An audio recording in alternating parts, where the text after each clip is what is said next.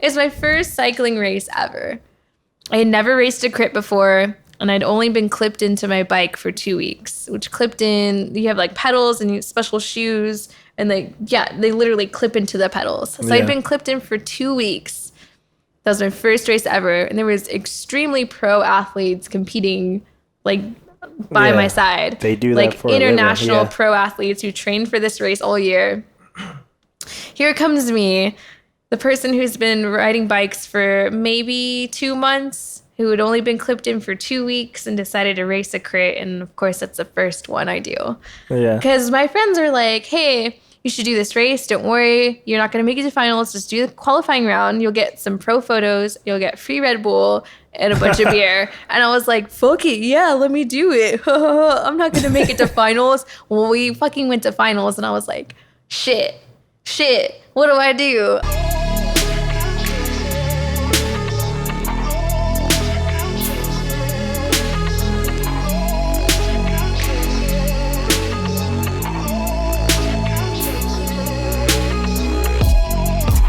All right, you ready? I'm ready. Podcast and stuff. Hello. Yeah. What's up? Don't matter what's up. What's up with that bacon bucket? Let's go. Let's go straight into the bacon bucket. Tell me about the bacon bucket. Yeah. So we found out that during these super long races that I eventually want to stop eating. I just get like tired of eating. Like, I don't know. Like during the race? Yeah, like because you're supposed to keep up with so many calories per hour.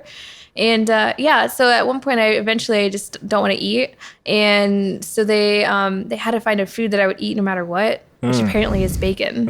So they literally have a bucket full of bacon for me. Damn. How big is this bucket? It's a pretty big bucket. It's like yay big. Dude, that's a huge bucket. Yeah. That's like how much of it do you take? Like, do you think you go through during a race?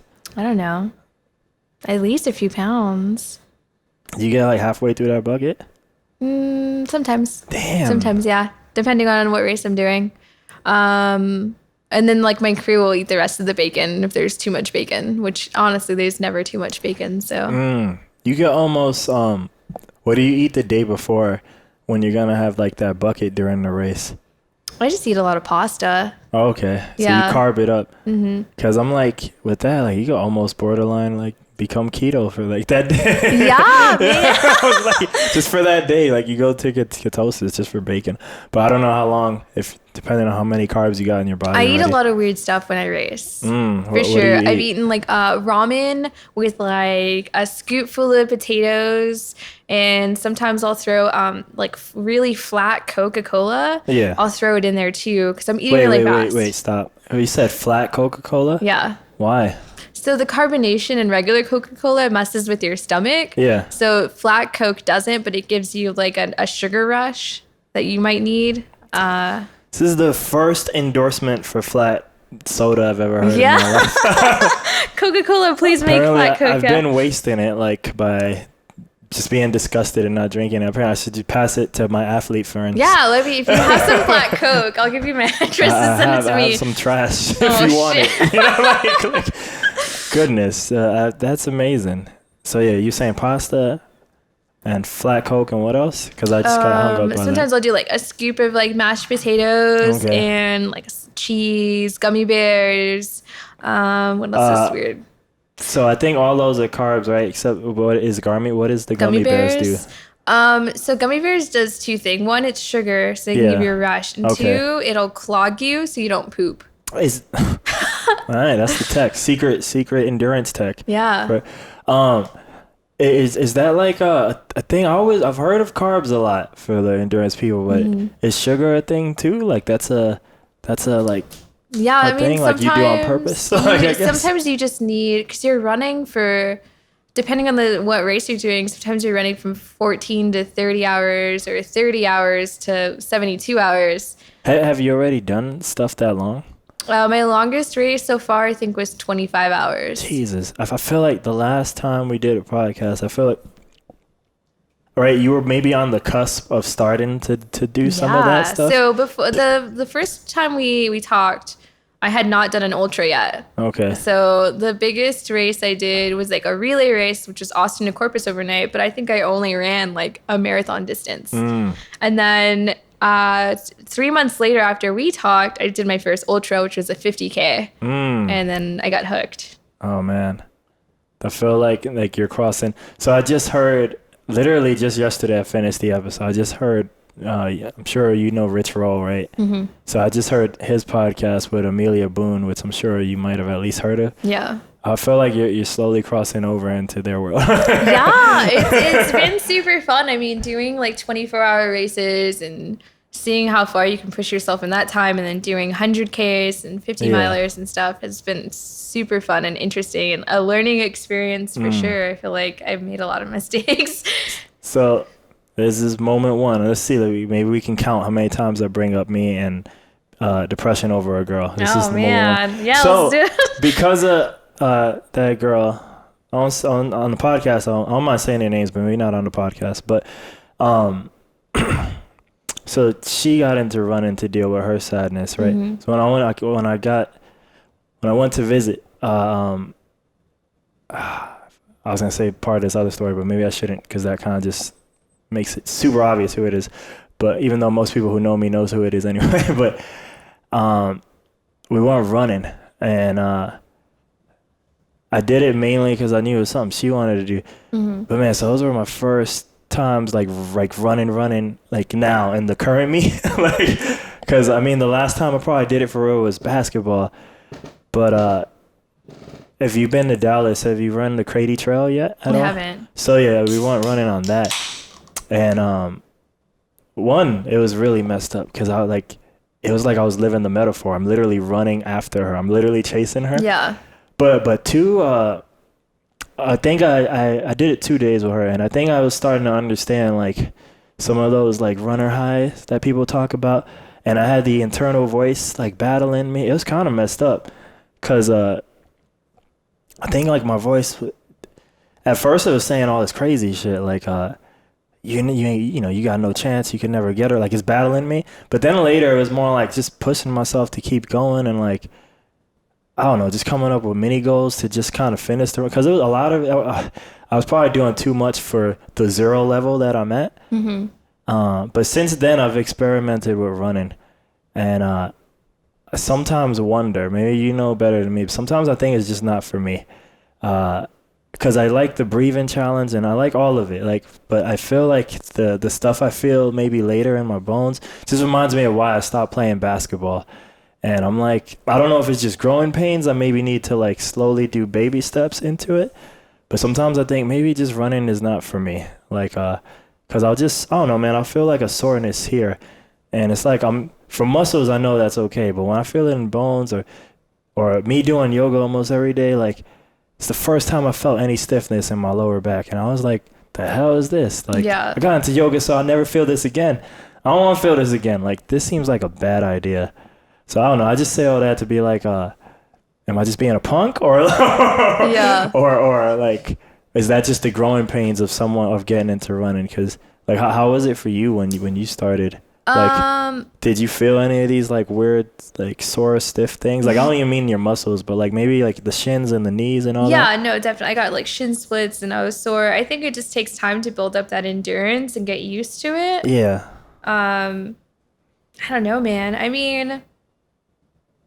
mean, yeah, I felt all of that, but then I got Lyme disease. And so then once that happened, it was like, I didn't know if I was sore from running or if I was sore from Lyme disease. From that, now you can't even tell the difference no more. Yeah, now I just assume it's like Lyme disease or something. Because, I mean, I run so much, so I don't know. I don't know. So, yeah, back to the ultras. I'm sorry to steal it. Good. That was good. No. I think like a lot of people get afraid to run because they'll run for the first time and then they feel like shit afterwards and they get discouraged and they don't want to do it again. And I think they just need to ease into it. And I mean, if you're still feeling pain after like the first 3 times and you've been doing it like consistently, then you should probably either step back or consult a doctor or something. So my sister, who I mentioned, does all that crazy stuff too. She taught me about short strides. Mm-hmm. So now I run way shorter because on those 2 days, man, I was going really hard. because I kind of just wanted to get the running over so I could hang out with her more. Like, and which was maybe feasible because one, when your mind has a goal, you can push yourself hard and stuff. But then also like, since maybe I was going to 0 through 100, I didn't know any better. Like, yeah. But I definitely for the rest of that week felt like crap, because I was doing something way out of my element. It wasn't the normal yoga I was used to and stuff. It's good that you do yoga because yoga helps a lot in running. This has been a breakthrough year for me in yoga, because once I got really depressed, I started doing I do a lot of at-home yoga. I started doing a lot of the hardest workouts I have. So like for the first year, I can do crow pose now. Nice. And yeah, just like a lot more poses. Or I don't even remember what it's called, but when you like, I'm sure you stretch, right? I hope you do, because there are some runners who don't, who are like who are like ultra athletes, and I'll see them in interviews. And I'm like, how do you function? Yeah. That's insane. But you lean on the floor and you do the quad. You know what I'm talking about? Mm-hmm. Where you like, it's a quad stretch that you're leaning back and both of your, I guess these shins would be, that's like a kind of like do it ish. I'm not gonna do it for real because it counts. But when you do this and you're just kind of like leaning back. Oh, yeah. So I can do it with like both legs, like going back. I haven't been able to do that since ever, maybe. That shit shocked the hell out of me. Yeah. I was like, this is crazy. Like, so this has been a breakthrough yoga year for me. So that was cool. Do you do it at all, or like? So my coaches have me do yoga. You got coaches now? I have coaches now. Damn, pro now. Let's go. Yeah, I know. Yeah. My coaches incorporate yoga into my workouts every week. So I try to do it at least 3 times a week, but I do stretches every day. So I do. What stretches you do? I don't know the names of them, man. I'm just like stretching out on the floor and like doing some weird stuff. I'm always curious, like, what at this point I probably think everything already, which is always a dangerous statement to say, but I feel like everybody's doing the same stuff. I probably just need to do it long enough. But like, what do you do for like the hip flexor, if you know? For hip flexors, it's usually I have like this like ball thing that I use and like kind of just like roll everything out with the ball, and then they'll have me do like, I don't want to say like a pelvic thrust, but they say, yeah, it's kind of like, yeah, it's basically a pelvic thrust into the air, and you're just like stretching that out like over and over, and then it incorporates into your core workout. So you do that too, and I do about 20 minutes of core every morning when I wake up and 20 minutes before I go to bed. Damn, that's a lot. Well, what is a normal day for you? So because you were giving me some crazy for me early morning times. I know. So so I wake up at about 3:50 every morning. I'm out running by 4 a.m. Do you wake up at 3:50 every morning? Yeah. What time you go to sleep? I guess we could have. I don't want to say that because my coach will listen to this. No, just kidding. Well, She already knows. No, You're like 2:50. You're like 2:50. You're like. I'm just gonna take a drink now. No, it depends. I have trouble sleeping, so anywhere from like midnight to like 1. Damn. Sometimes 2. So you doing all this on like 3 to 4 hours? And a lot of times I can't like force myself to sleep in. My body automatically wakes up at that time. So it's hard to go back to sleep. So I'm like, well, I might as well just do my scheduled workout. But yeah, so I work out at 4, and I'll work out for a couple hours, and then I come home, shower, eat breakfast, get ready for work. I'm at work. Oh, so where do you do the workout? I do all my running just outside, and then we have a gym here, so I work out there. I'll do like my warm up, like core warm up inside my room or in the living room. The guys aren't awake, so yeah. But yeah, that's pretty much it. And then go to work, get off from work. Usually work out after work if I have time, or I'll eat or watch Netflix, which I shouldn't be doing. I don't get to watch Netflix as much as I want to, or I'll jump on my bike because I have to cross train in cycling too, because I'm still competing in cycling. So cycling and running, those are the 2. Yep. You haven't done the third yet, the swimming? I haven't done the swimming yet. Yeah. I swam in May a little bit, and I wasn't a fan of it. I was definitely really sore, so I should take my own advice. But yeah, the first time I was like went swimming, I was super sore, and I was like, "Fuck this! I don't want to do this. Like my body's way too sore. I've never felt this before." So yeah, I guess I should take my own advice and keep doing it. But Yeah, man. I don't know how to swim, but I got into the water for the first time. I guess on purpose, like this year.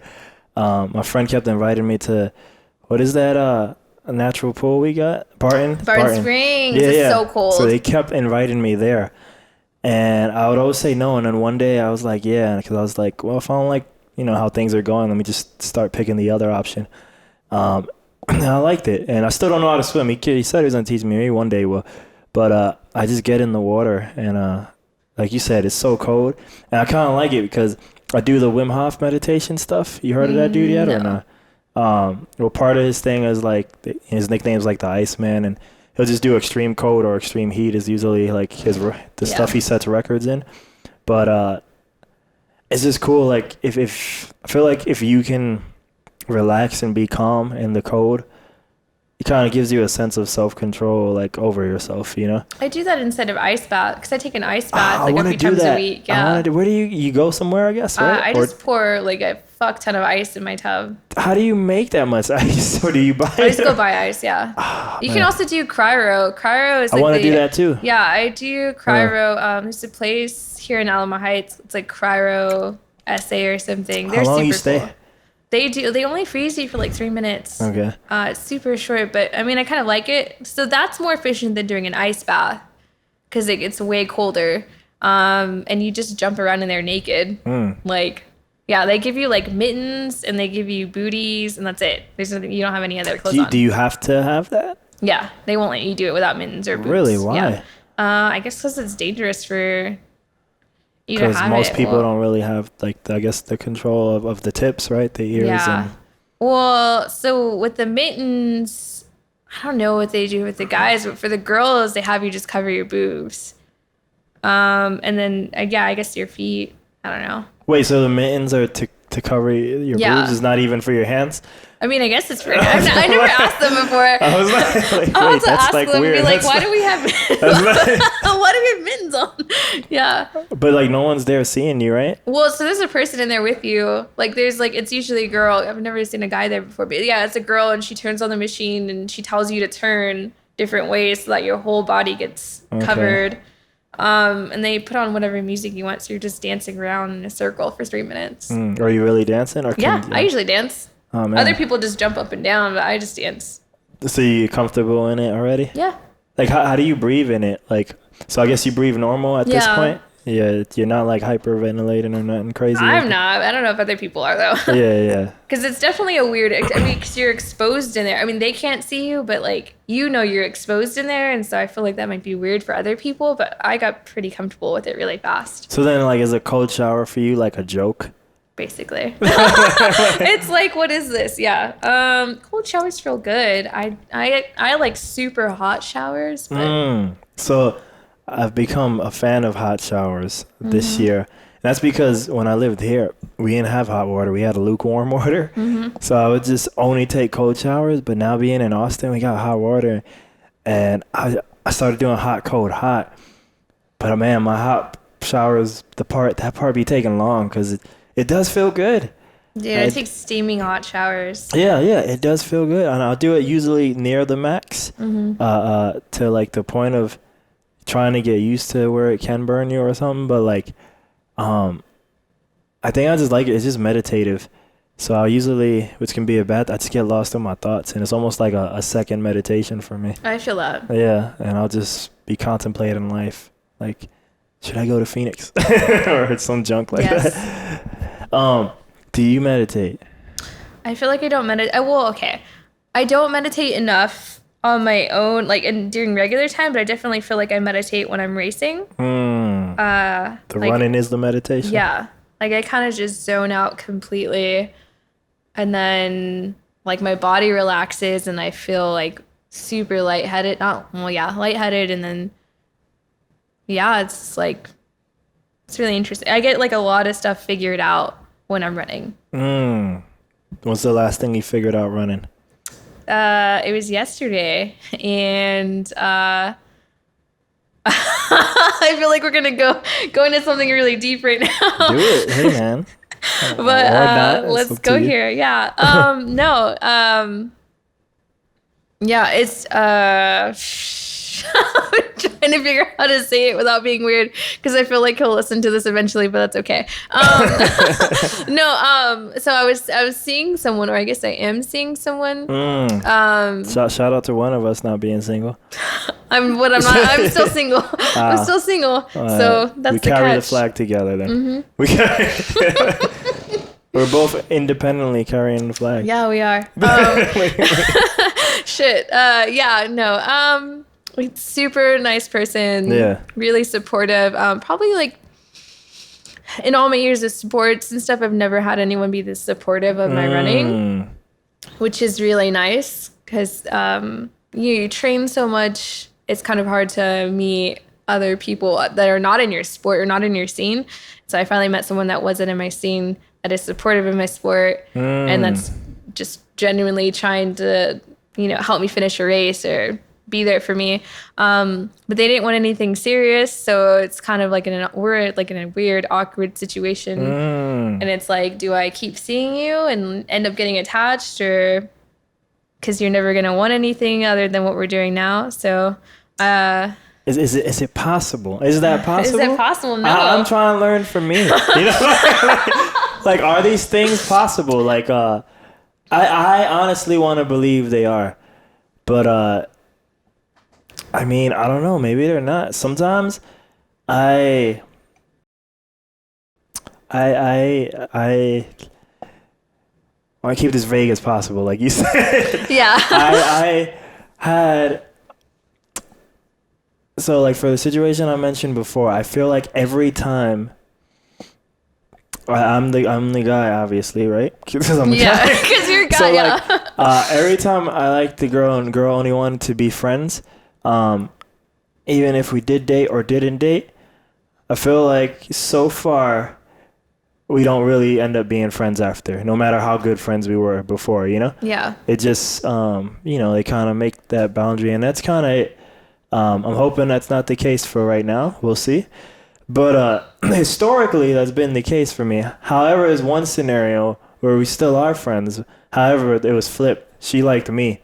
Mm-hmm. And so, but, I guess I did kind of similar thing where we didn't talk for 1 month, but then after that, kind of let her back in my life.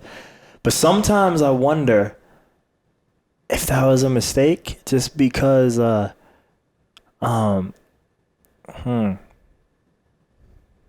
keep this vague too. Because just on the 1% chance, but like sometimes I feel like, man, maybe she probably still in some way still likes me, and I'm like, man, maybe all the girls who I'd be mad because they cut me off or whatever, maybe they did the right thing because maybe that was the only way for me to let go. And sometimes I'm like, man, did I do a disservice to her? Because maybe now she doesn't get to let go because I let her be my friend, So I wonder, like, that's like a real question. Like, can we be, when once you have that like attachment where like you want more, but it can't happen, can you go back? I really want to say yes, but I don't know. Yeah. So, I mean, him and I have had the discussion. Yeah. And I told him no. I said, I don't think I can handle just being your friend because we've gotten so close. And now, like, it would be weird for me. And I feel like it's kind of messed up for me to say. Even with, like, maybe a time gap of. I don't know, man. I mean, so I told him, I was like, if we were to become friends again, it's going to be in the middle of my season. And I don't need that. How about after the season? Does my season ever end? I don't know. No, it doesn't really. I don't know. But technically, I have a month off after nationals. But there you go. How about during that month? That way you can put it in the routine. Well, that's like, okay. So then that makes things more complicated because so he's amazing and he made my pace schedule. Your what schedule? Pace schedule. Oh. So pace schedule is like how many minutes you're gonna go per mile. And so that changes every mile and it changes every hour and every loop that you do. So it's a ton of math and a ton of him asking me a million questions about how I run. So he developed an entire amazing pace schedule for nationals to hopefully get me a podium and I'll take my first national title. Dope. Shout out to that person if he ever listens to this. But yeah, so he made that schedule or whatever, and I told him I was like, I think we should stop talking after nationals. And if you don't want to go to nationals, you don't have to. And he's like, no, I want to go to nationals with you. Cool. So then after nationals is when my break starts. So if if you were to come back in during the break, it would just be we would just continue on, and then my break ends sometime in January. So I don't know. Do you think? Because you said the pace schedule is really awesome. Do you think that would be like at least a short-term loss to your racing? So we had that discussion too. Yeah, we talked a lot about this. He said that he would set up the pace schedule to where he would give me all the formulas, so that way I could just input it into something and it would just break it all down for me. So even if I didn't want to talk to him anymore, it'd still be taken care of. I feel like I was trying to do something similar. Like I saw the door closing for me, and I was trying to set up stuff so that person could do things without me too. I think that's really sweet. But I mean, he's the one who didn't want a relationship or anything further down, and it's kind of weird because it's like I don't know. It's like the borderline between like caring and like I don't know how much is too much and balance and shit that I don't understand. A lot of this stuff is I'm telling you, man, all these relationships or attempts at it is very new to me. Yeah. For as old as I might be. But yeah, man. I don't know. At the end of the day, I'm glad I met him. He's a nice guy. Still better for it, right? Yeah. And I don't regret anything. I appreciate all the time we spent together, that we're currently spending together. And yeah, I'm not mad at him at all. Like, I don't think I ever will be. But at the same time, I don't think I could be his friend. Maybe next year. Sometime next year. I think I just need time to... So maybe just a bigger time gap. I think I need time to detach myself completely and stop feeling feelings for him. Because I feel like if we become friends really fast, I'm going to resent him or be upset. And that's shitty of me. It's just me being selfish and inconsiderate. So hopefully time heals. Yeah. So you keep saying nationals and stuff, or what is that exactly? Yeah. So in the year that I've spent ultra running, I've become a U.S. track and field member, and the 100-mile trail run championship race for the United States is happening in Texas this year. And I'm going. It's going to be at Brazos Bend State Park near Houston. Okay. So yeah, it's December 7th, not this Saturday, but next Saturday. And yeah, I'll be running it. I'm going to try to take my age group. So I'm going to try to take a podium within that. I don't think I can take an overall podium because it's still my first year of ultra running. And this will be, if I complete it, which I'm going to complete the 100-miler no matter what. But yeah, it'll be my first completed 100-miler. Well, what does podium mean? I'm assuming 1, 2, 3, right? Yeah, podium means, placing first, second, or third. So, I mean, I've trained all year for this. I have a full crew going out with me. They're going to be... Got a bucket holder and everything? Yeah, bucket holder and a bacon bucket holder and all, yeah. My dad's actually going to go to help crew. So he has like a whole base camp set up, and I have like a changing tent and heaters, and I have that person that I was talking about. He's going to be there running my pace schedule, and he actually made it so he could live input my pace, and it'll adjust my whole pace schedule as I go through the loops, which is really nice. And then I have pacers, so I'm allowed, which a pacer is someone who is allowed to run with you on the last 3 loops of the race, and they keep you on pace and they keep you motivated and pull you out of your dark place. So I have 3 pacers, which is awesome. People there to change my socks and to give me more water and people stuff. To change your socks? Like, so you just sit there and people change your socks? Yeah, so I'll just I'll run in, and then people will change my socks. They'll put new snacks in my vest. They'll refill my water bottles and make sure I'm doing okay. Damn. What type of snacks you carrying in your vest? So there's these waffles, like these little baby waffles called honey stingers. They're Yeah. amazing. I take those. Salt tablets from Hammer Nutrition. I'm just dropping sponsor names now. No, and then I take we have these peanut butter and jelly things from Split Nutrition. I take bacon, obviously. So And you got then bacon in your pocket? I have Not bacon just in my on the pocket. bucket? Yeah, I have bacon in my pocket too from the bucket. Okay. And then we have a special sweet potato mash that has some other stuff in it. And it comes like we bought like these like baby pouch things that you can refill yourself. So my team fills us up, and I take this with me so I can skip aid stations and I can just slurp on that as I go. Damn. That's crazy. How many ultras then have you done then since I've Since talked last to you? time? Yeah. Over 10. Over I 10? think. I want to say it's over 10. Like where at? Like all in Texas? Or? Yeah. Actually, I take that back. I did one in California. But most of them have been in Texas. And I have a few scheduled next year in California. And I think I might do one in Colorado next year as well. So you slowly, I think you mentioned it before we started, but so you slowly climb into the crazy numbers, the 200s and all that? Yeah. So Yeah. next year I'll be doing my first 200 at this race called Jackalope Jam. It's here in Texas. You have 72 hours. So I think it'll be really fun. How does damn, have you even like tried the longer than 1 day stuff? I think you mentioned that too. This will off be my mic. first time doing more than 1 day. And I'm really How do curious. do you even practice for that? Like Yeah, I mean, there's like different things you can do. Like, you can do we had this thing, it was like 4x40. It's like run 4 miles every 4 hours for like 40 hours. And it's supposed to and you can condition do that in you. the work week? Like, Yeah, no, you can't. You have to take time off from work. Yeah, dude, all my PTO is gone. Sorry, boss. Yeah. I mean, this lifestyle takes a lot of sacrifice for sure. Like, I've missed so many birthdays this year.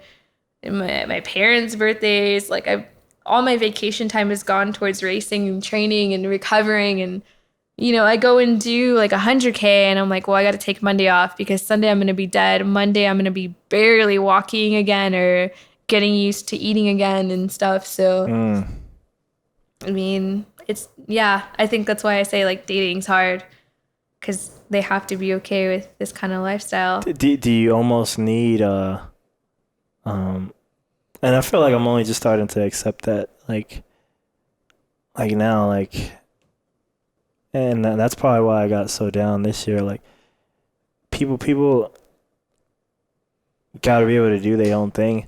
And I think one of the things I had with maybe with both people this year, but definitely the one I actually dated, maybe like too much time together, so that you're not even doing what you're supposed to be doing originally, you know what I mean?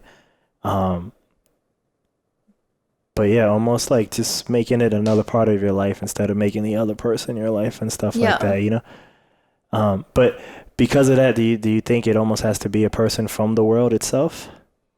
Not necessarily. I mean, okay, so before the person that I just met, yes, I thought I needed to date someone in the scene. All the past guys that I've dated have always said like, oh, you run too much, or like this race is getting in the way of our relationship, or blah, blah, blah. And I feel like they never truly accepted me for me, because running is my life. Running is who I am. Like, that's what I love. That's what I do every day. It's not going to change. But then I met this person, and like they're okay with like doing their own thing while I'm racing, or they're okay with going to my races and supporting me. Either way, like they're just happy that I'm doing what I love and I have a passion for it, and they respect that, and they respect my boundaries for it. And if I need to go out and run and deal with my own shit, they're like, cool, you do you, and I'll be here when you get back and we can talk about whatever. And he does his own thing too. Like, he climbs and he rides bikes. So he does his own thing and I do my own thing. And I think that works really nicely. So I think it just takes the right person. I once said something dumb like that. Where like, and it wasn't even, I didn't have a relationship with this person, but I kind of like said like, hey man, like blah, blah, blah, is all you're doing or whatever, But it's funny because when you say that, when I said it anyway, like, I don't even know what I'm saying in the sense like I get why I'm saying it, but I don't even realize what I'm saying. Like, Yeah. as to the consequence of what it really means.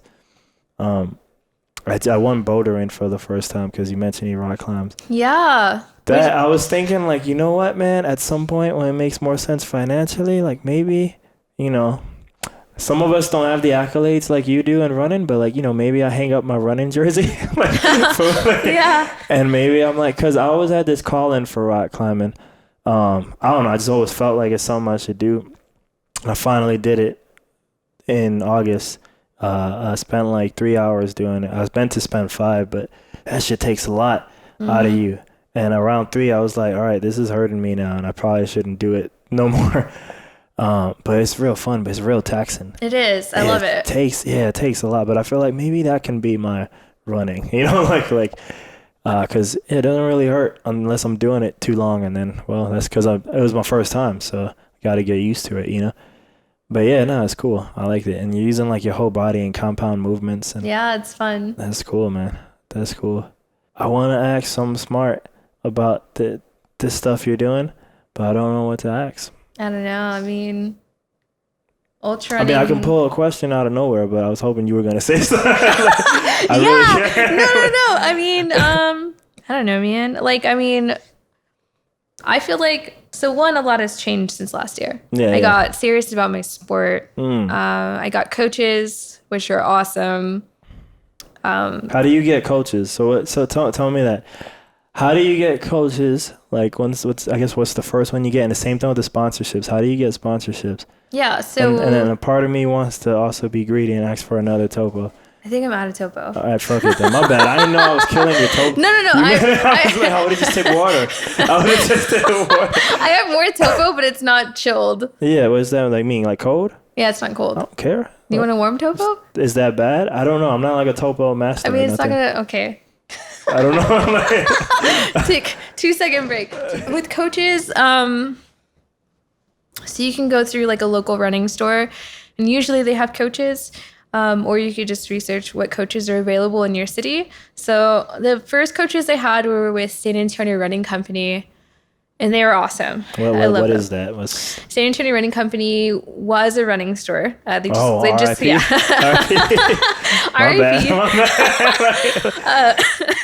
They just closed in October. They're still our coaches. Like, they still coach. So I signed up with them, and they started coaching me, and we did a lot of speed workouts, and they tried to coach me on endurance, and then we did some trail work, and that was awesome. And then I felt like I needed more ultra running coaching, how to like deal with heart rate and how to go longer without putting out so much energy. So I got an ultra running coach, and she's amazing. She like monitored my heart rate and what I ate and all sorts of stuff, and it was great. And then I joined a triathlon team, because I was the only ultra runner. So I was like, yeah, I'll join your team. So I joined their team. So we have coaches there too, and they're amazing too. They're so supportive. But yeah, that's how you get coaches, which is really cool. And then sponsors. Sponsors is a little bit more difficult. It's good to have a solid social media presence, and then winning races. Would you say you have that? I mean, I'm not like an influencer, but I think I have like a solid following of people who like will go out of their way to check out to see what race I'm doing. I've had like a solid enough social media presence for brands to reach out to me and say, hey, we want to sponsor you, or we want you to be an ambassador. Here's some free product, which is awesome. Pedialyte reached out to me this year, and they hooked me up with so much stuff. Thank you, Pedialyte. And they got me through a lot of really cool races. So that was really nice. Well, when they sponsor you, do they, not just them, but like anybody, are they just giving you like product or something? So they'll give product, or they'll pay for a race, which is awesome, because races, for me, for 100Ks, those are usually like 150 to 200, and then 100 milers are 200 to like $300 or $400. That's, I mean, yeah, you basically have to work two jobs Yeah. to do that, to pay all your regular bills and plus that. And then you had to factor in, oh, I'm paying for like a coach now, or I have team fees due. So I got on to, it was a women's brand called Wazelle, and I run for them. So we have a team fee we have to pay every year. And that, like, part of that fee goes back to like charity, and then the other part of the fee goes towards like a uniform, and it's cool or whatever. But you get to say I run for Wazelle, which is fantastic. And I love them, and their team is super supportive, and it's nice to be able to run for them. But yeah, that's pretty much how you get that. And I just got sponsored in onto the athlete team for Honey Stinger, which is really cool. Was that the waffle you mentioned? Yeah. I think the next person I really would like would be Red Bull. Red Bull would be dope. I used to sort of know them. Not so much anymore. I used to. I'm trying to get free Red Bulls. The struggle is real right now, though, because the stuff I used to do for them closed down. There is no more Red Bull Music Academy. They don't do Red Bull Music anymore?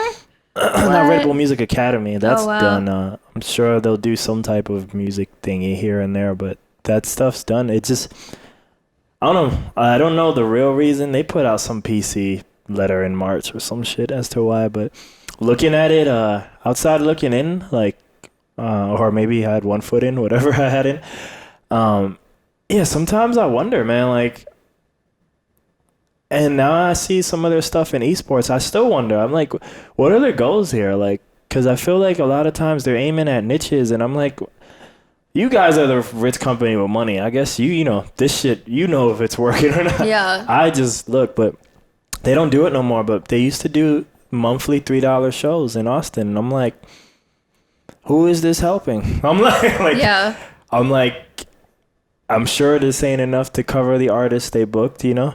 It's probably not enough to cover the rent, you know, unless that 3 times whatever. But I'm like, if they don't charge $3 on their normal night, like, you know, Empire or whoever, how can, you know, the $3 help anything, you know? So I'm like, sure.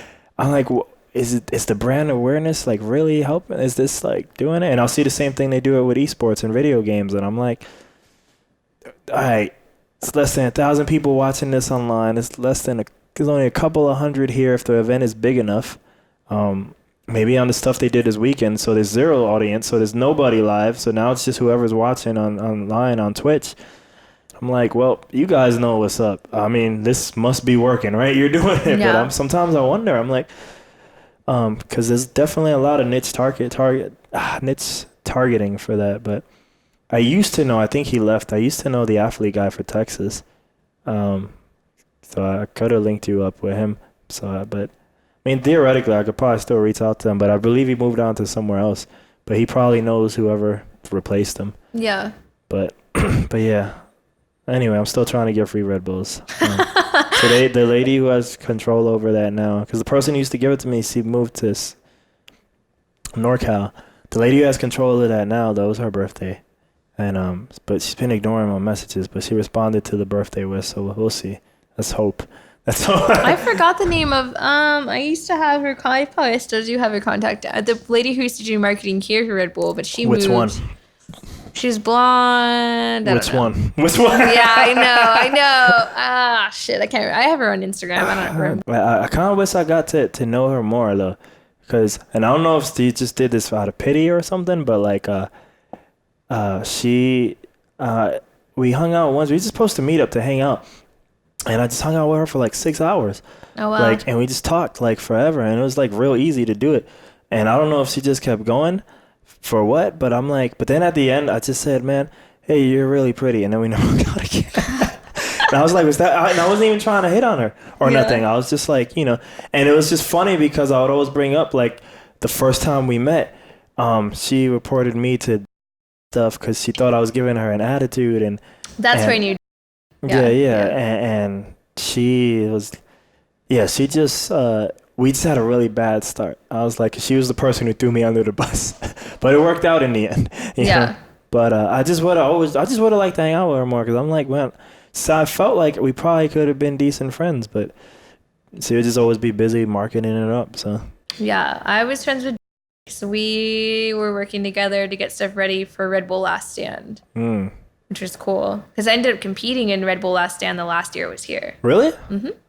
Like, so last year then? Yeah. That was my first. That was my. Yeah. Wait, did they do one this year? Or No, they didn't do do one here. They moved it. Oh, they moved it? Where is it at? Now it's in Arizona or Oklahoma. No, it's in Oklahoma. Oh, wow. But I competed in the last time they had it here, which was last year, and that was my first cycling race ever. I was there-ish. I think I showed up late to that one. I helped with the first one. That was insane. Yeah. Holy shit. Like, when did you get eliminated? So I made it to finals. Oh. I was definitely the first person eliminated. I was trying to get eliminated. I should not have been in finals. You were trying to get Dude, let's talk about that. So it's my first cycling race ever. I had never raced a crit before, and I'd only been clipped into my bike for 2 weeks, which clipped in, you have like pedals and special shoes, and they literally clip into the pedals. So I'd been clipped in for 2 weeks. That was my first race ever. And there was extremely pro athletes competing like by my side. They do like that for international a living. pro athletes who trained for this race all year. Here comes me, the person who's been riding bikes for maybe 2 months, who had only been clipped in for 2 weeks and decided to race a crit. And of course, that's the first one I do. Yeah. Because my friends are like, hey, you should do this race. Don't worry. You're not going to make it to finals. Just do the qualifying round. You'll get some pro photos. You'll get free Red Bull and a bunch of beer. And I was like, fuck it. Yeah, let me do it. I'm not going to make it to finals. Well, we fucking went to finals and I was like, shit. What do I do? But that's good. It lets you know you can hang and it lets you know what they're like too. Because you get to see how far they're raising the bar so that you can raise it yourself. Yeah. I mean, how many times are you going to get to race around the Alamo with closed streets? Like, and it rained that day. That was crazy. It rained that day. So going from semi-closed streets, because that shit's scary the way they let people cross. Dude. That shit's fucked up. That shit's fuck yeah. It is. Driving on a bike. I was like, yeah. Dude, yeah, no, but it was fun. It was a good, crazy, intense first experience. I had to run a half marathon the next morning. So that sucked. But it was cool. Wild experience for sure. But I'll send you the girl now who's doing it when we're done here. Sweet. No, I didn't actually. Because you mentioned when you were talking about sponsors and stuff, food. So, like, what do you, and I might have brought it up earlier, but, like, how often do you eat? Like, what are you eating when you do these? Yeah. You mentioned some of the stuff you did before a race before, but, like, on just normal training and stuff. But like during a race or like just no, like just anytime? like your normal stuff. So honestly, like I mean, I think a lot of people assume that we're on some crazy diet, but we're really not. Like I just eat whatever. Like I ate a pizza and spaghetti earlier. Yeah, I see it at Domino's. Love Domino's. Domino's sponsor me. Is that a thing? Does Domino's sponsor athletes? Dude, they should. They fucking should. Dude, in ultra running, like I feel like every ultra runner always orders Domino's. Like everyone I've talked to, they have a specific Domino's pizza they order. What is yours? So I do Canadian bacon and hamburger meat, and extra cheese, pan pizza, light sauce. You really do extra cheese? Yeah. Does that make a difference? I don't know, man. Sometimes I'll be skeptical. They do that for like half the time they rip you off, and half the time they actually do put extra cheese. That's why I'm it's like I'd rather do it none of the time because I don't want to be ripped off. Bacon versus Canadian bacon. Is that a difference yes, too? Yes, there is. Because Canadian bacon is like more like a ham, and then bacon is just bacon. Okay. Right. Which I guess is still from the same animal, but... I feel like I only know Canadian bacon exists because of pizza. Same. Yeah, Same, yeah. That's why I'm curious. Like, does this shit exist? Or are they just getting it from some guy called Canada and like... Fuck it. I don't know. I don't know, man. That's why I need that side-by-side taste test to know. I've never thought about that, but now I feel like I need to try that. These are the questions. These are the questions. These are the questions that come to mind. Questions. When I'm depressed and thinking about someone who is not thinking about me. Oh shit! That cut a little too deep. I am like, well, which bacon is real? You know, like or some stupid shit like that. Canadian that's what I'm gonna be thinking about during my next race. You know. There you go. Oh man, that's pretty funny. And also true. That's also take straight. Oh man, I just spilled topo on Jay and Silent Bob. Oh, shit. Well, it happens, man. I mean, sometimes when you're kissing that much, it gets wet, you know. But anyway. Oh my God. Yeah, definitely. Anyways. So yeah, you eat whatever you want. That's what I you pretty say. much eat, yeah, whatever I want. I mean, I definitely try to eat more vegetables. I try to lay off of fried foods, try to keep the heart healthy.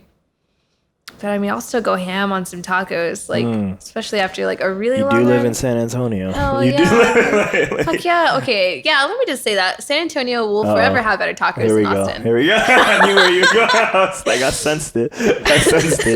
I sensed it in the air. It was a balance in the force that got rippled like right before. Yeah, dude. Like straight up, that's the thing. I guess I ain't got time for it. No one's paying me, so I'm not repping Yeah. any No. side. Like. And I don't even like tacos like that. It might be the Okay. New York Puerto Rican in me. Yeah. So I'm like, look, man, I don't even want to eat this shit. Like, but you know, it's there a lot of times. I've so. definitely had like a lot of people from Austin that argue with me, and I'm They like, do. I don't care. I don't care. But for me, it's like, and then they'll take me to their taco spot in some super gentrified spot in Austin. I'm like, what the? And tacos are Where like they take you to? They're $3.50. Still taking you to Torches. Oof, I never went back. I didn't even like finish that day. I just left. I'm like $3.50 a taco. Fucking come down here. They try to and it's make like these fancy tacos. $3 for $1 here. Well, because we're doing street tacos here. Dude, But, even breakfast tacos here that were cheap. yeah. Way cheaper than Austin. But over there, you said it right when you said gentrified. Yeah. It's a different clientele we're serving over Which there. is cool, but I mean, No, not it's cool. That's not It's cool not at all. cool. It's not Okay. cool at all. Well, I know. Fuck it. Yeah. I mean, if they want to eat gentrified tacos, by all means, go ahead. But I'm gonna eat real tacos in. Streets. You have to import them shits when you move. Dude, I'm gonna I'm gonna have to make my own tortillas because you know I eat some of theirs. You have a food truck? Shit, I might as well start that one. might be, you should start one. That'll make bank, your dude. thing. Yo, so here we go. This could be the collab. All right. You let's do can it. make the food truck, right? And food, and then I could set up the live stream. There's actual, you know what Twitch is at this point, right? Yeah. There's a live streaming food truck. I don't remember where they're based out of, but yeah, they live stream. Let's and do it. people can buy food, and they have like 4 cameras. I'm like, it's a damn food truck. You know how many people I know who don't got 4 cameras? I'm like, the damn food truck has 4 cameras. It's insane. I don't have 4 cameras. I have 1 camera. Look, boom, 1. The end. Yeah, you did the short film on Snapchat on a phone. That's true. So yeah, man, that's you gotta use what you got. Do you still got love for the film? I do. But you don't have time for it, right? Well, so film is the only thing that I make time for. How so? Like as a consumer or as a creator? Consumer. I wish I had more time to be creative with it. Ooh. I definitely I watch at least probably 3 films in the theater a week. In the theater? So, and granted, because you work there, so it's probably biased, you must have the Draft House app, right? I do, and I have a Draft House season pass too. That's what I meant. Yeah, That's what I meant. yeah. The season pass, whatever. But I do travel to Austin almost every week for film. Jeez, what? Because Austin will get better programming and they'll get films before San Antonio does. Oh, so what? You mean like indie-wise? Or Yeah, just some indie-wise. Of the, okay. And Austin Film Society has really good programming. If you're really going that much, I feel like the app is good. But I feel like you have to make yourself go to the theater to make the app. So like with worth the it. app, it pays for itself within 2 visits. If you were to go 2 visits a month. Wait, how much is the app again? So it's $20 a month. 1 ticket with tax costs $14.50. All right, so you gotta go 3 times then. Well, 2 if it's 20 a month. I'm gonna say 3. Okay, sure. You have to. I need to go over a lot. But I don't like that you gotta pay $1 tax every time you use it. Yeah, that's kind of annoying. Yeah, man. Because that adds up. But Yeah. you're still paying less. And you can't use it on not normal films, which Yeah. probably wouldn't be a big deal for me. But for someone like me, like who likes to go watch like special events, it kind of sucks. And I wish they would do like so I saw Joker in 35 or whatever crap. You Yeah. couldn't use it on that. You couldn't? No, you can't. My friend tried to. Dude, so there's different betas. And different betas can do different things. Like beta 1 can use it on certain like 35. Beta 2, which I'm in beta 2, I could use it on 35. But I don't think beta 3 could, and then it's weird. Whatever Alright. beta you got stuck in, like you can do You different just stay things. there. You just Until they finally stop the betas, and then they just release it fully to everyone. and you can't use it on festivals either. No. That part. But I mean, I think the festivals. I understand. I think things like 35 is ridiculous because worst case, make them pay the difference. Don't just say flat out Yeah. no. Well, I know? wish. Yeah, I wish they would just tell us, hey, just pay the difference, Yeah. or if you want to do a special event, Yeah. okay, here's a $4 upcharge or whatever. That's kind of ridiculous. So hopefully, once the beta is all clear, they'll have those addition, or like you can add additional stuff. But will the beta ever be clear? hey, draft houses, if you're listening to this, please make the betas end so we can get this shit figured out. Adrian to like, yo, man, just let me use the draft house, like, just as a spot, and I'll just have people come over. I think that would be great. But in reality, I just want to kill myself with milkshakes. Their milkshakes are pretty solid. Dude, I always order at least 2 milkshakes if I go. I end up super poor if I go to the draft house. I don't even be going for movies. I just be going to like. That's why I got season pass, but yeah. Otherwise, I'd be super poor. Like, I wouldn't be going to see movies. Because honestly, dude, you're a film buff. I'm not. I just want to see Marvel movies. Yeah. So I don't have to go as much, at least to the theater anyway. I like other movies, but in the theater, you know, I love the crowd. That's all excited for that. Most of the time for these art films, I don't care what. If you go on day one, that crowd is not chanting for like, you know, they're not like yelling and shit, you know. But yeah, nah. Milkshakes, so good.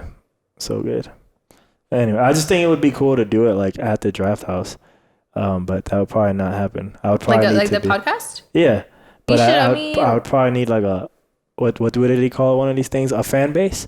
Yeah. So I mean, we recorded a podcast in draft house before, but it was film related. I think if you just talk about film, maybe he'll let you do it. I did. We did one episode, but it was in the comic shop.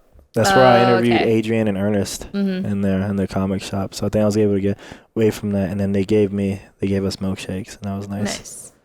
But so you do 3 at least 3 a week, right? Is that like your way of still like staying tied to the scene? Like you just can't. And I like going up to Austin because I run into a lot of my old film friends. So it's nice getting to connect with them. And I'm excited to go back to Austin because we started a group called Austin Film Squad. I remember. Yeah. And so, and the founding members all moved. So they're not in Austin no more? No. Like, I think one of them he doesn't do anything with the group. So part of the reason I'm going back is to bring the group back to life. And start getting people, and I'm a really talkative person. Yeah. So like even now when I'm going to these films, I'll talk to the person next to me like, hey, my name's Jenna. I like watching films with people. During the film or before? Before the film. I was about to say. No, I never talked to her. Never. But yeah, I'll introduce myself like, hey, I like watching films. If you want to join myself in my group one time, like here's my Instagram. Feel free to hit me up and I'll hit you up when we buy tickets for stuff. And what's been happening lately, even here in San Antonio, is I have like a group of people and we'll buy out 2 or 3 rows. And then we discuss the film and it's awesome. Like I love that people are coming together. Somehow into a podcast. I would love to. I think it'd be really cool. You can. I probably should. You should. I don't know why you're not doing it. Maybe because you may have not enough time, but I'm just saying you should. It's real easy. Ish. You don't need all this crap I have. I have this because of music. When I used to do music. Because you're fancy. Ish, yeah. Like, I mean, like, You're I want real mics. But honestly, I have all this. So I have that because I wanted to do concerts, right? And I did. I did like over 200-ish, 300-ish. I have this because not to shit on San Antonio like old me used to, but thousands of years ago, right, when I was a performing musician, more often than not, most venues wouldn't have PAs or enough equipment. You're not wrong. Yeah, so like I was like, well, at that point my group was 3 people, so I bought mics for us so we could have mics to perform. This is because once upon a time, thousands of years ago too, I had a dream of being a Twitch streamer. So I have all of these for other purposes, but honestly, the only gear I guess I bought for the podcast was this one. And I already had a Zoom, but I replaced this because once I had we're one-on-one, but the other Zoom kind of only took 2 inputs and this could take 6. So for the instances of more than 2 people, that's it. But, and this wasn't as big an increase as getting any of the other things would be, you know, like, but yeah, man, use what you got. Like, part of me wishes I never had that, and I would just keep using my phone because it would be so much quicker to edit. Yeah, Like, for sure. Yeah, no, I think once I move to Austin and get everything reestablished and have more people to work with that can help me edit, record, and all of that, I think yeah. I'd get a podcastership. Because we did, when I was doing Austin Film Squad, we were doing weird screenings in weird places. So we did like in the side of a barn and in a cemetery and in the woods, and it was cool. So hopefully we get that started up and then get a podcast going.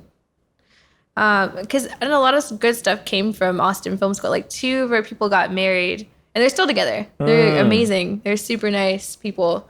So that was really Maybe cool. the next person comes from the film squad for you. I guess not. Maybe not. I was like, my bad. I didn't know that was a joke. I feel like I'm gonna be single forever. No, that'd be great if they did. The person that I'm pretty sure, because I know that's a thing for many people to say, not just like women, but I almost feel more often than not. I feel like, at least for me, a lot of my like women friends, like I'm pretty sure if they don't want to be single, like in terms of the long term, like if they do want that as a goal, I feel like they'll get it eventually. You know, I ain't saying that shit happening tomorrow, but I'm just saying, but if that's really like on your goal list, like it'll come. I mean, like I don't think I want to, like, dude, honestly, when it comes down to it, like I think I'm definitely afraid of commitment. Yeah. I think I just want something stable. Like, I don't even care about a title. I just want someone consistently in my life and to be supportive, and I'll be supportive of them, and to respect my boundaries, and I'll respect their boundaries. That's all I want. Thanks. I think that boundary stuff I've only just learned this year. I think what I learned about myself, I learned a lot of shit about myself, but on stuff like that, I think what I learned is I think after a certain girl many years ago, I kind of buried the idea of like me wanting like the one or the partner or like that person, you know, for my life. And I think based on how I reacted with the people I knew this year, I think I thought I got rid of it, but I don't think I got rid of it. I think I buried that shit, and I think when there was someone there, I think it would just come busting out like way too much and maybe like scare the other people away too. And I think I've come to the realization like, all right, I need to stop lying to myself. I think that is something I do want. I don't need it today, and it probably wouldn't even be good for me now, you know? But I think that is something I do want in the future, like, is that person. And I think I just kind of was fooling myself that I didn't. But I also feel like I need to, like, I don't know if the word fix myself is, but, like, you know, just get myself into a better, I don't know if mindset either, but just get myself into a better place, because I feel like, I think I was focusing on other people so I wouldn't fix my shit, you know? And I would love to have the same confidence that I had. I was probably at my most confident ever in my life in August. But I think it was because of how I was helping someone else, and the impact I was maybe having on their life gave me a sense of value and purpose. But I'm like, if I could have that without anyone else, like, in me, I think I would be an amazing person. Like, if I could have that for me. I don't know if that made sense, but it does. Yeah. So, Abraham life lessons that I learned this year. I don't know. This year is definitely a learning year, I think, for everyone. It was. That's on the tip of the iceberg, because I'm trying to keep it more you than me. Even though I think I always feel like with these, if you take a little bit of all of them, you kind of get my journey. Yeah. Which I think is kind of cool. But I also know not everybody wants my journey. I have the life questions again. You want to do it? Yeah, go for it. Who's your best friend? Who's my best friend? Ooh, I have like 2 Ain't no limits. really close friends. One, his name is Drew, and I talk to him every single day, all day. He's heard me cry. He's heard me scream. He helps me talk through stuff a lot. And then my friend George, who I've been friends with for the past 11 years, he's always with me. He's in a lot of my photos. We don't have to talk every day, but he's there for me no matter what. You know, I can just look at him and he already knows what I'm thinking, or like if I'm uncomfortable, he knows and he knows what to do, or I'll have the shittiest day ever and we can come in here and dance it out. I love dancing stuff out. Helps me just relax and mellow like out. Another meditation for you? Yeah. Feel like I danced it out earlier with one of my roommates and I feel a million times better. What does that mean? So you just play a song and you just start dancing? Yeah, just dancing like crazy. Like it's on my Instagram right now too. Like there's like several videos of us. Look at it. But yeah, it's just, you know, I should just rip it and like cut it into. You should, yeah. If you want to, you can. There's a lot of really funny videos on there, but yeah. So it's just being yourself, letting loose, not caring what anyone thinks, and you just let everything out. It feels good. It's funny because I think in a lot of, like I was telling you earlier, like in a lot of environments in my life, I really don't care what anybody else thinks. Maybe to a detriment at times, but when it comes to the dancing, it's weird. Like I don't care, but I guess based on the fact that I won't move or I'll be subconscious, I guess in some way I still care, you know? Like it's not maybe an active thing, but like, yeah, like, I don't know. I find myself, I go there mainly because I have a friend who works there, but I'll go to Swan Dive, which is connected to Barbarella. Yeah. And I don't really dance ever there, even though I was trying to around March, April, but yeah, like I'll just find me just, I don't know, being weird. It's hard for me to just like go and do shit. I don't know why that is with that. I think because I had an entertainment background, that's the only reason why I'm comfortable dancing. You grew up in it. Yeah, well, so my high school job was dancing at SeaWorld. But it's like, was it part of a show or? So we did Sesame Street, and then there's a few other shows that we did. Shamu show and like the kids show and Halloween and stuff. You just kind of, you got used to it. So you got it beaten out of you. I've done that because I met with a friend today, and she's an artist in many ways, but you see, she hasn't put her art out there. So like, I've done that with art. At this point, it doesn't matter what art I put out. I'm just like, here, you want to see it? Don't want to see it? Don't care. You know, like it's just I can just be nonchalant about it. But yeah, for dancing, I haven't done that yet. Like, before I move on to the next one, let me unclick that. You posted on Instagram last night, like that whole comment spree. Sometimes I don't like to run. Yeah. Like, I always wonder, like, with stuff like that, because I guess, I don't know, like, I've seen it in, like you say, bigger influencers, but just seeing it, like, on a more local level, like, I guess what makes people, like, I guess, post that? Because it's almost like inspiration and stuff in its own way. So I'm like, I don't know, like, I guess what's the thought process? Like, I'm going to post this, or I'm going to share that, or something like that, like a message like that. So, well, one thing that I feel like this past year I learned is, like, mental illness is a real thing. Depression is a real thing. You and me both, man. I didn't know, man. Yeah. We could do like a separate one of these and just talk about that, and I would go off.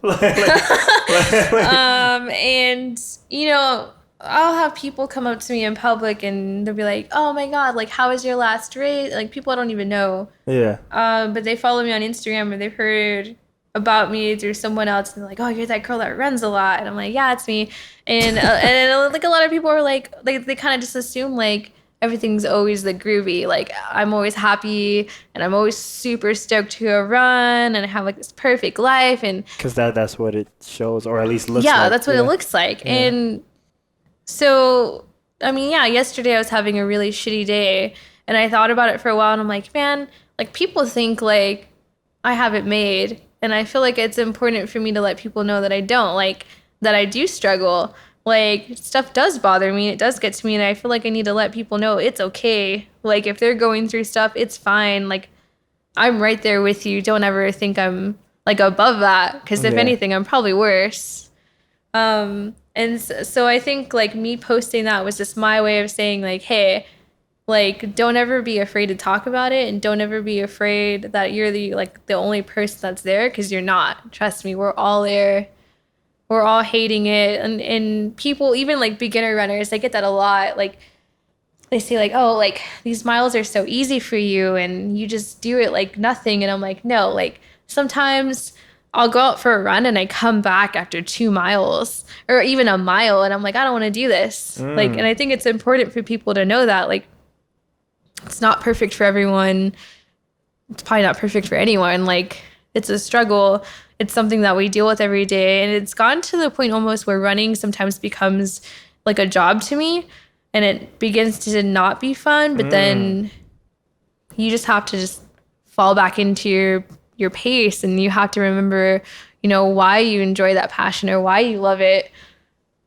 That leads me into, as you've gotten sponsors now, do you want it to be the main thing? Would you like to make that transition if it was available to you, or later maybe it will be? I've thought about that a lot and yeah, you know, like yeah, like I said, sometimes it does become a job and it's not as fun, but I don't know, man, when I'm out there, like I've never been so happy being on a trail, like in racing and competing and seeing other people out there and seeing the camaraderie and it feels good. Like you're on a high like for days Yeah, and it's yeah. incredible. Like I'll probably never experience anything as much joy that like out there than like anything else. Like yeah, that's my life. I would love to do it as a career full time. Mm. Do do you think you know the steps how to do that, or is it just keep going and eventually it will come? I think it's just going and eventually it'll come and then taking advice from other runners and just learning as you go. Like, I mean, I've come so far in a year. I can't imagine what I'm going to be like in 5 years. That's a future question, so you're gonna have to. But I mean, Yeah. let's come and see. Yeah. So you got some time to imagine. Yeah. But yeah, that's that. And I actually got a lot of responses from that, which was nice.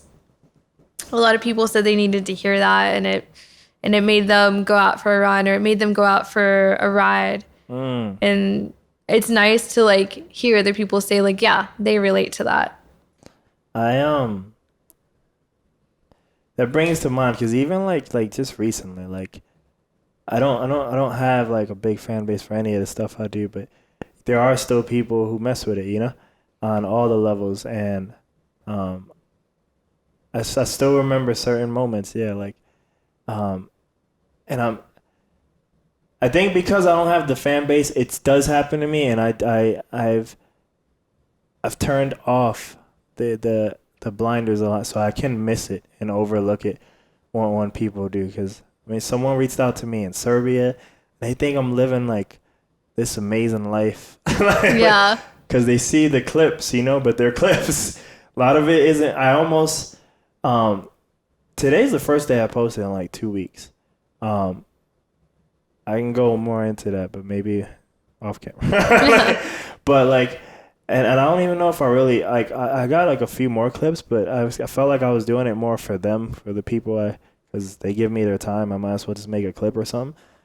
But like, I almost at this point kind of don't even want to post no more. But yeah, like, just people. Oh, this is even screw the guy in Serbia though. He has his own thing, but there was a guy, some country. It's not India, but like around that area, and he's like, dude, America looks amazing. You know what I mean? Like this is all these parties because I do a lot of music. And shit. So he's like, I can't wait to go there one day, and he's like living a totally different life, you know. So at least for me, just like people touch you sometimes, like, because I have a smaller fan base, I tend to just look down, keep working, look down, keep working, and sometimes I forget like to look up even when people do poke me. Like if people poke me and I just like I'm still just so in it that I don't know. But I guess no matter like how big or small our pond is, we still kind of touch our own people, you know? Yeah. It feels good. For sure. So sometimes I forget I can feel. Shit. Fuck that. We're just cutting deep today, man. Well, I mean, and you know, there's the truth. Like, I think this is there. I've mentioned this probably third time I mentioned this book today. And I mean, think I mentioned it to you already, right? The Daring Greatly book, right? Yeah. I feel like I can feel now this year. And I think that's why a lot of things hit me harder this year more than ever before, because I think I opened up the part of myself that I really wasn't, I don't know if ready was the right word, but like I maybe had forgotten was there. And now I can feel, and it was like, oh shit, all this was going on. And it was like a wave of, almost like another part of myself turned on. I'm getting used to it being there, you know? What do you think What do you think? I need to write this down. I always rephrase it. I'm like, if I would write it down right, I wouldn't have to rephrase it each time. What do you think people think you're crazy for believing? Does that make sense? What do I think? What do you believe in that people think you're crazy for believing? I should totally write that down. Running for multiple days. That's, and some people, even like people that I shouldn't say that on here. let me backtrack. Yeah. People that I see a lot will say, I don't know what you're doing with your life because running for that long is bad for your body and it's stupid and maybe you should see a therapist. Oh man, that's the borderline. I know what's right for you, even though my shit ain't working. You know? Yeah. And so it kind of bothers me, and I try to tell them, like, you know, this is like my way of like therapy. Like, I work out so much shit when I'm out there running, and it gives me so much joy and like a natural high. Like, I don't have to go out and drink like crazy, or I don't have to do drugs. Like, I can just go and run and it feels good. And they're like, it breaks down your body so much. And I'm like, yeah, but I mean, I have Lyme disease. I'm lucky to even be running still, man. Like, I'm already dying. So fuck it. I'm going to go win some badass races and do a bunch of cool shit and live my life to the fullest. But that's usually, that's what people think I'm crazy for, is wanting to run for that long. Do you think if it wasn't for Lyme disease, you'd still be doing these things? I want to say yes. I feel like having Lyme disease, though, has definitely pushed me further. And it's definitely given me more of a purpose when I'm doing these races. It's humbled me, and it's made me appreciate that I have the privilege to even run like this. Because, I mean, there's people in different countries who don't even have the opportunity to run these races. They don't have the money. They're not allowed to. There's women in different countries that aren't allowed to do outdoor sports activities. So I'm fortunate enough to be able to compete and do this like I do.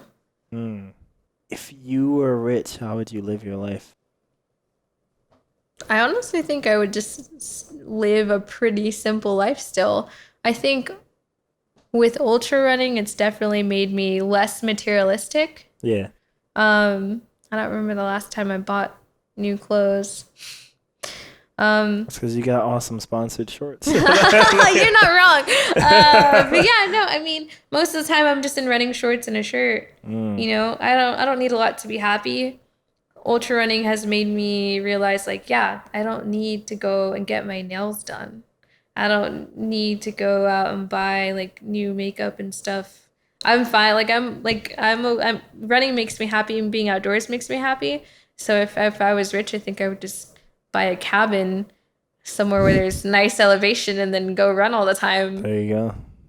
And probably try to start out some like nonprofit running groups and see what I can give back to the community. Because fuck, dude, I mean, I definitely did not grow up in a rich family. Like, I'm used to living off of nothing. So I don't think I would like splurge or anything. The original Abe question. What is your goal in life? What is my goal in life? Oh man.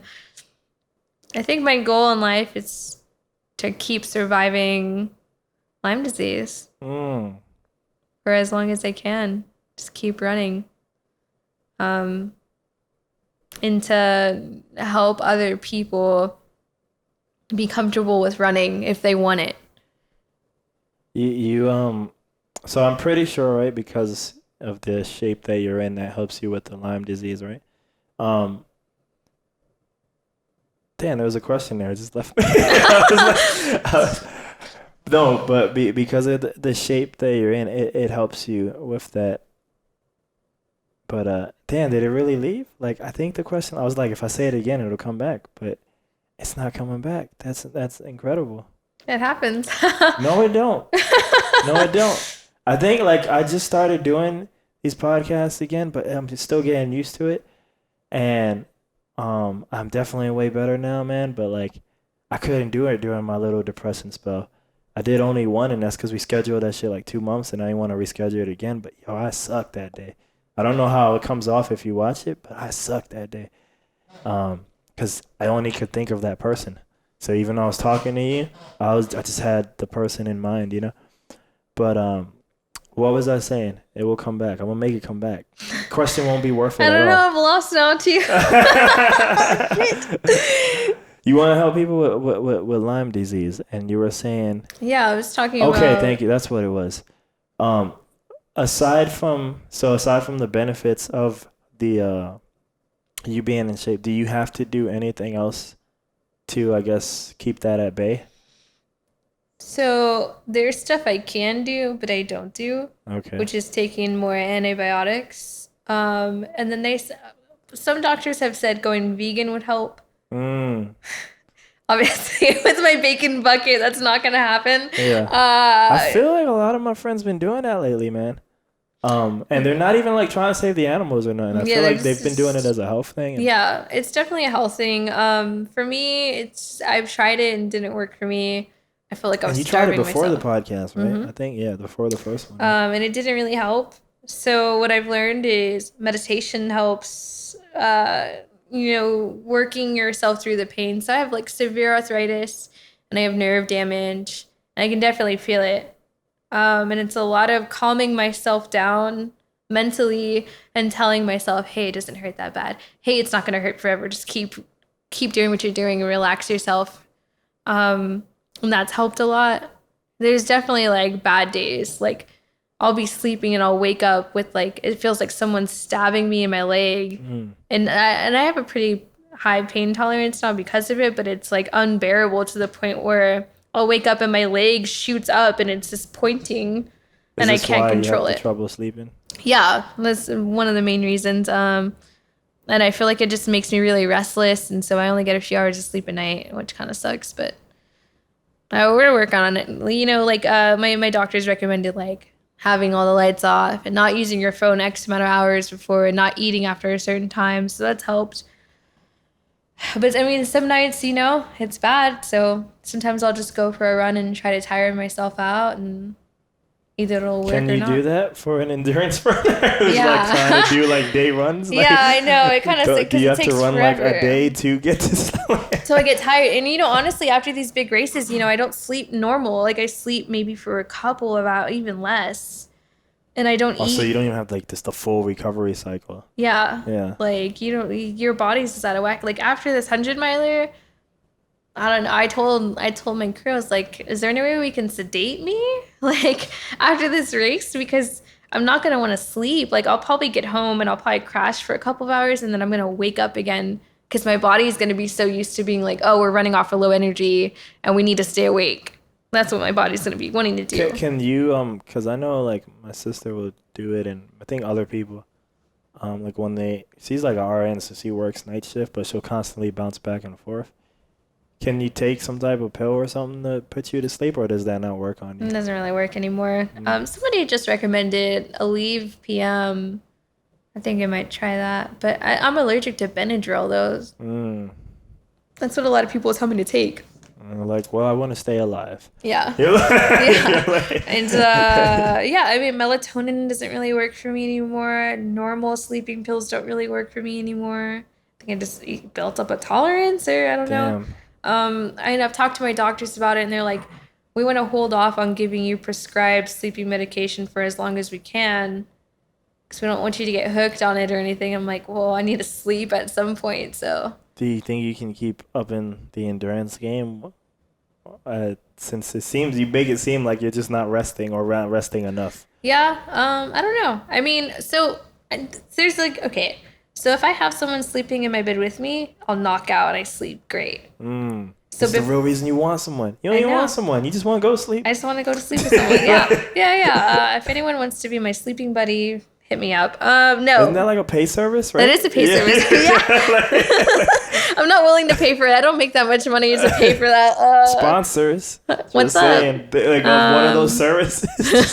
Send someone for free. Yeah, for real. No, I'm super fortunate that I do have some close friends that will like come and sleep in my bed with me, like platonic. They're not cuddling me or anything. Like just literally sleeping next to me. And then my pacers are crewed for a race. Someone usually sleeps in the bed with me. Oh wow! So I can just knock out and actually get real sleep. So then that almost makes, and I ain't no doctor or shit, man. I just found out all these things about me, but that almost makes it seem like, at least to some degree, right? Some of it has to be mental then, right? Absolutely. I'm pretty sure there's like some locked up childhood trauma there. I don't know, man. I mean, I think it's like a comfort thing and a safety thing, but I don't know. Someone said to get a gravity blanket. I think I'm going to try that. It's like a weighted blanket and it's supposed to feel like someone's like holding you. And I think that might work. Try that. A part of me was thinking, I assumed this must exist, but some type of cuddle buddy or something that is obviously fake, but there must be something like that. But yeah, no, definitely try that, because that also makes it seem like it's totally solvable, even if it has to be a therapy thing at some point, So I'm supposed to start therapy in January. Do it. Yeah, I'm excited.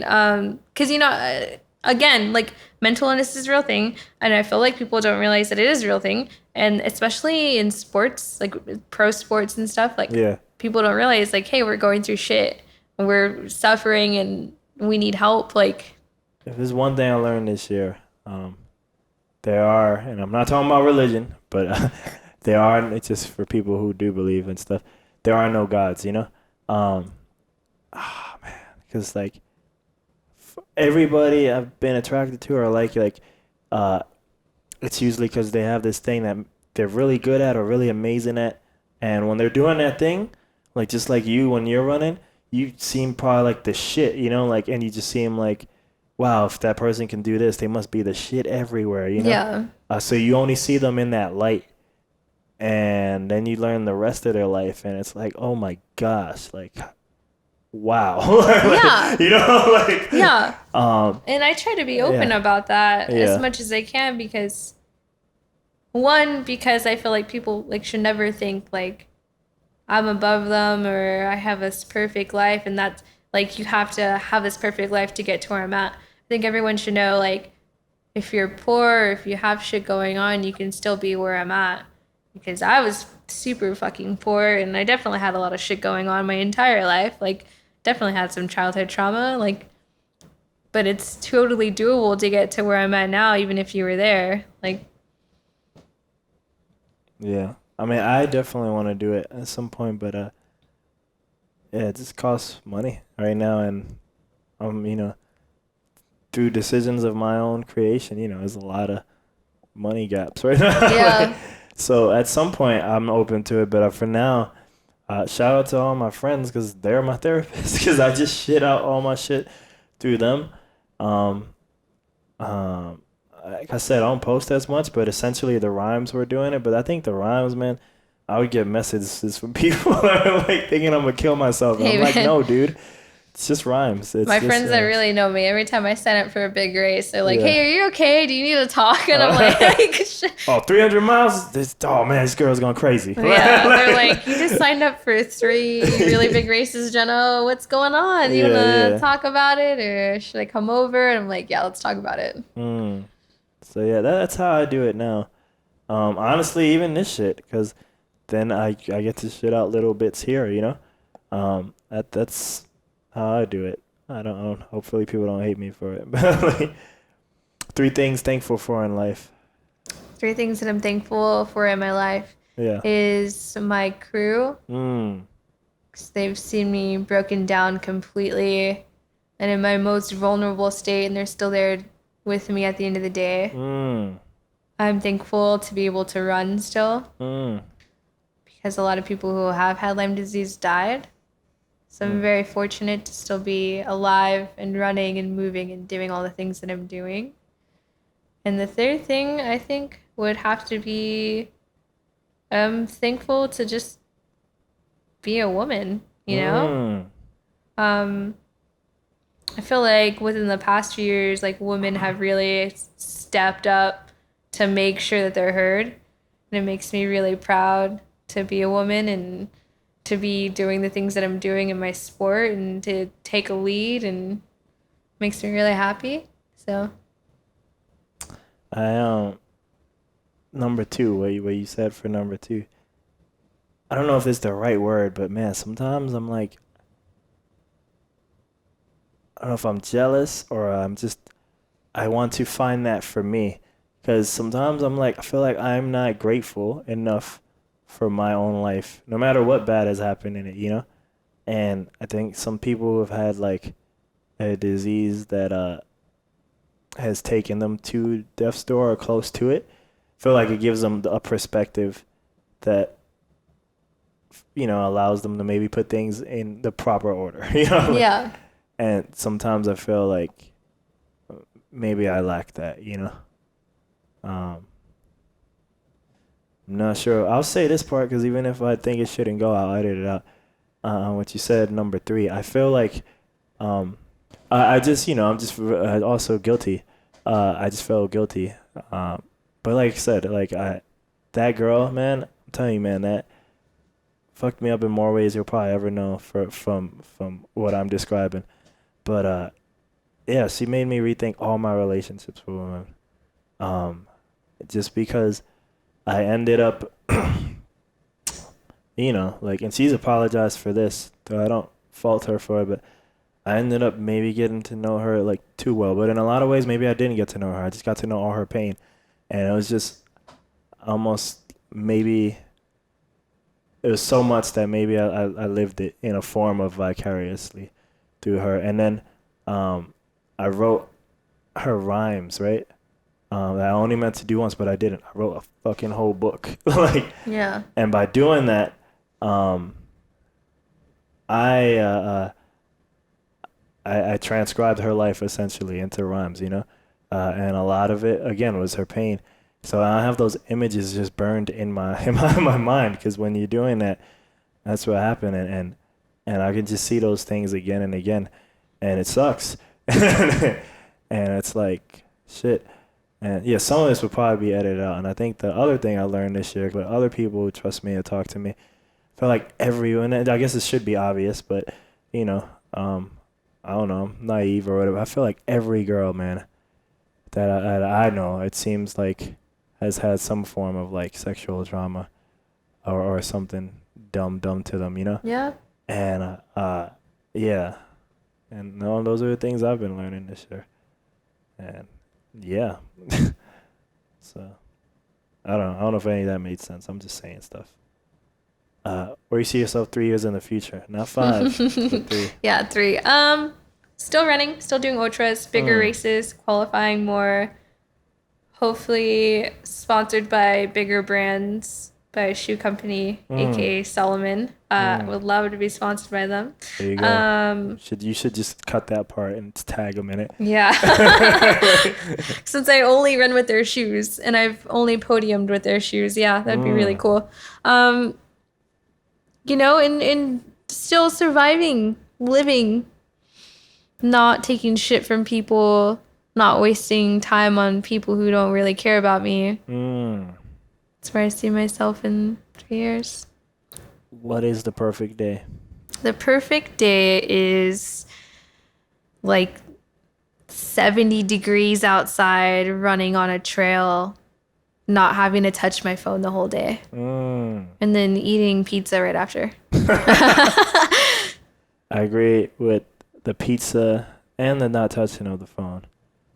I don't know about the running. No one ever does. What is the question I should have asked you but didn't?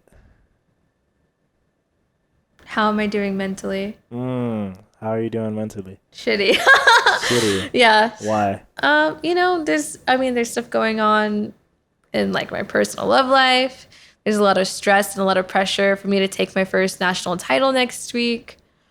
Is that coming from you or a team or what? I feel like that's coming from not just myself, but just from people in general. Yeah. I get messages of people asking like, hey, like your race is coming up. I'm so excited to see you podium. And I appreciate that. I love that people so care. Excited to see you like win. Yeah. And I appreciate that people say that. And it means a lot to me.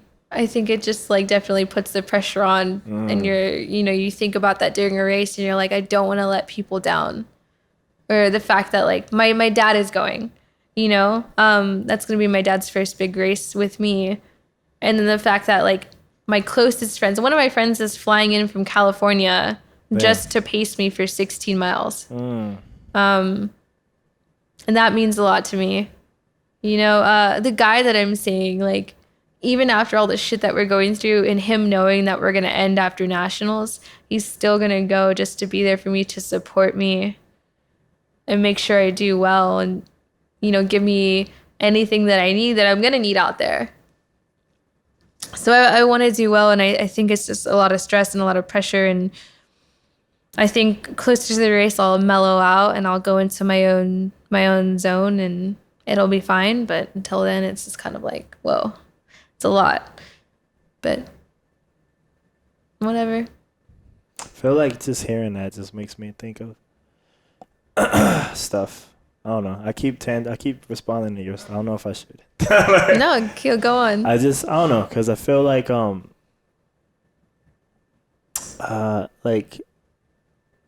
feel like some of this will be edited out, so who cares? Because I don't know if I don't know. But anyway, because I went to this person's shows, and I would always wonder if that was the right thing, for me. And yeah, last week I got a message from her, and she thanked me for being brave, and always for braving it out and always going to her shows, and she appreciated that. And yeah, every time I hear that like, even though things are gonna end, you still appreciate that he's going. And I'm like, all right, maybe that was the right, like, maybe, because you don't know what other people are thinking, like, you only know. So I'm like, all right, maybe I did do some good, and I don't know it because I'm lost in my emo, and the narrative that I'm telling myself, but yeah, I don't know. I mean, it means something. Yeah. Like, I feel like people don't always just do that for other people. Yeah. And I appreciate any support or help people give me, because they don't have to do that. That's your own time. Like, he's going to be out there for maybe 30 hours in the cold with people who he doesn't even know. And my dad. He's going to have to meet my dad for the first time. Sorry. But yeah, he's going to be out there stuck with them, and he'll get to see me for 5 minutes every 3 or 4 hours. And that's it. But he's still willing to be out there, and I could never thank him enough. Drove to that girl, see her perform. Only talked to her for 5 minutes. And I wasn't mad or nothing, I mean, I if anything, I tell the story as a joke to just make me seem all sad or something. But yeah, like, I mean, I kind of expected it, and I was fine, and I was like, this is what it is, And maybe a little part of me does feel sad, but it's not like anger or maliciousness or nothing. It's it just is what it is, Is there? Because I feel like you're one of the few, maybe not one of the few, but maybe one of the few, like, people who I feel like you'd be excited to come on the podcast, or is there anything else you wanted to talk about that maybe I didn't ask as we keep wandering and tangent? I feel like we wondered a lot, but which I think is always cool. But I know, just in case you wanted to hit some stuff and I didn't bring it up, I don't know. I feel like we hit a lot, and I'm really glad that we talked about like the mental side of things. Yeah. So I feel like that's important to talk about, That shit is, man. And let people know it's okay to talk about it.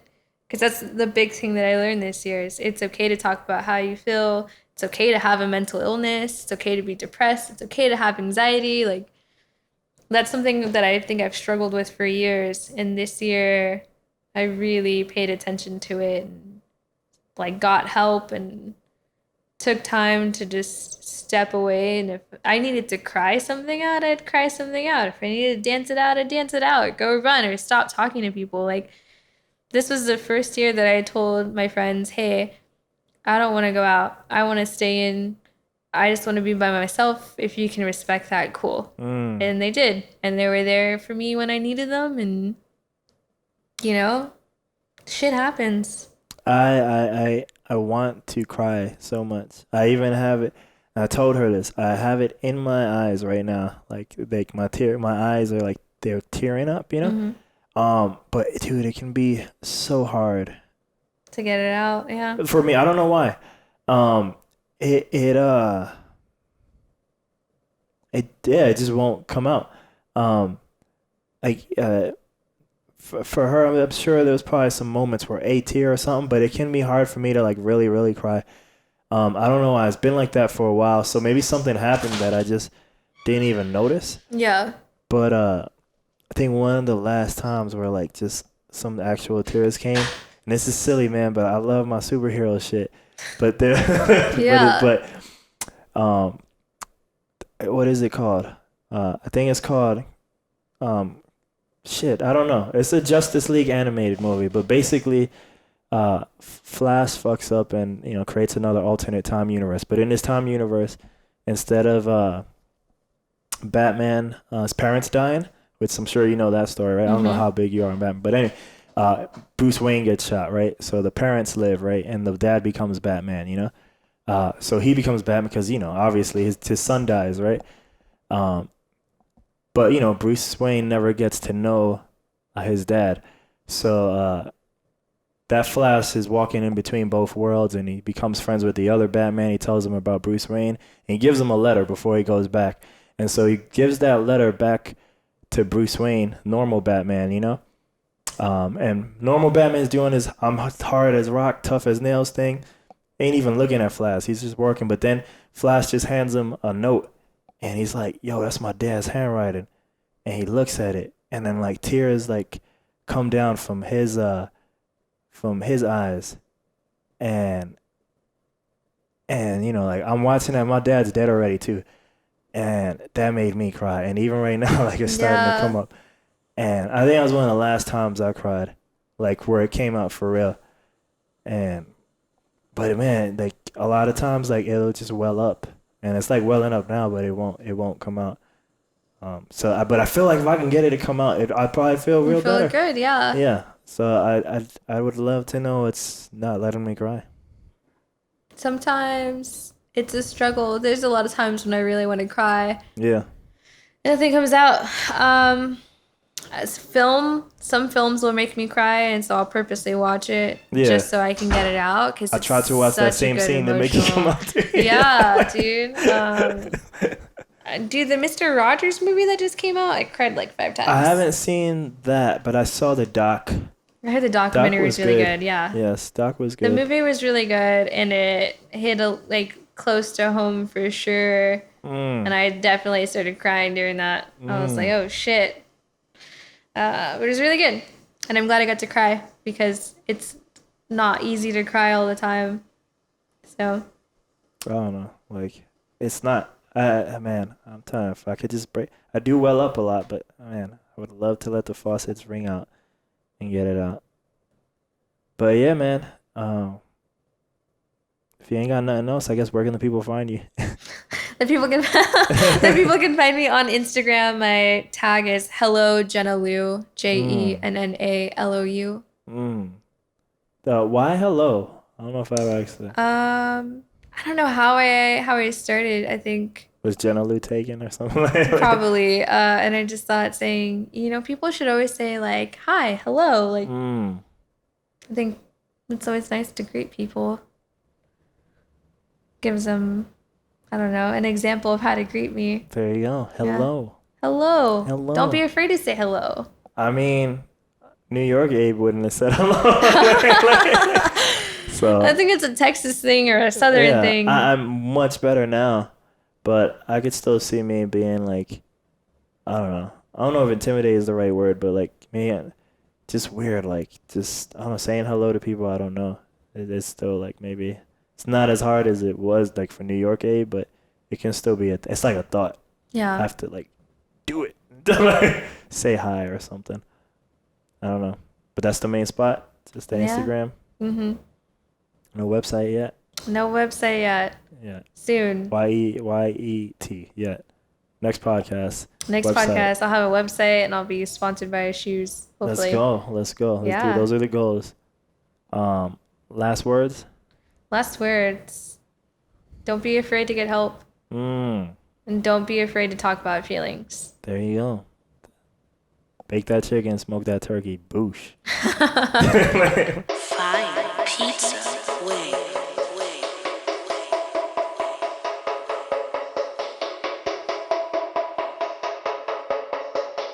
Hey, do that and send that shit, brother. Send that shit, brother.